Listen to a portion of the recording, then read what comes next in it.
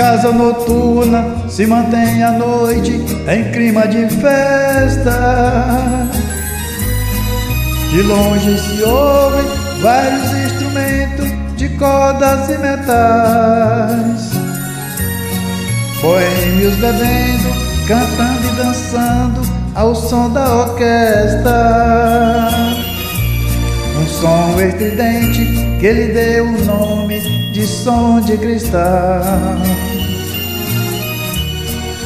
A casa noturna, boate falada, lugar de má fama, com as portas abertas durante a noite, entra quem quiser. Porém, nessa noite, sem que eu esperasse, entrou uma dama. Fiquei abismado, porque se tratava de minha mulher. Ela se cansou de dormir sozinha, esperando por mim. Nesta noite resolveu dar fim na sua longa e maldita espera.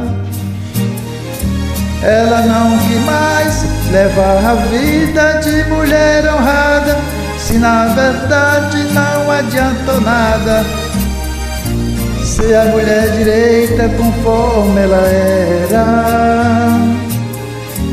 Ela decidiu abandonar a vida do papel de esposa para viver entre as mariposas que fazem ponto naquele local. A minha vida, muito mais errante, agora continua. Transformei esposa em mulher de rua, a mais nova dama do som de cristal.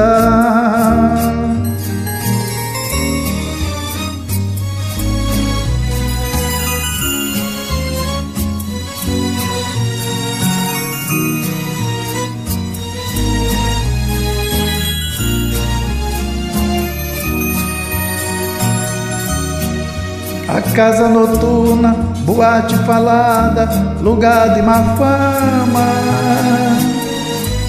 com as portas abertas durante a noite, entra quem quiser. Porém, nesta noite, sem que eu esperasse, entrou uma dama. Fiquei abismado, porque se tratava de minha mulher. Ela se cansou de dormir sozinha, esperando por mim, e nessa noite resolveu dar fim na sua longa e maldita espera. Ela não quis mais levar a vida de mulher honrada, se na verdade não adiantou nada ser mulher direita conforme ela era. Ela decidiu abandonar a vida de papel de esposa para viver entre as mariposas que fazem ponto naquele local. A minha vida, muito mais errante, agora continua. Transformei a esposa em mulher de rua, a mais nova dama do som de cristal.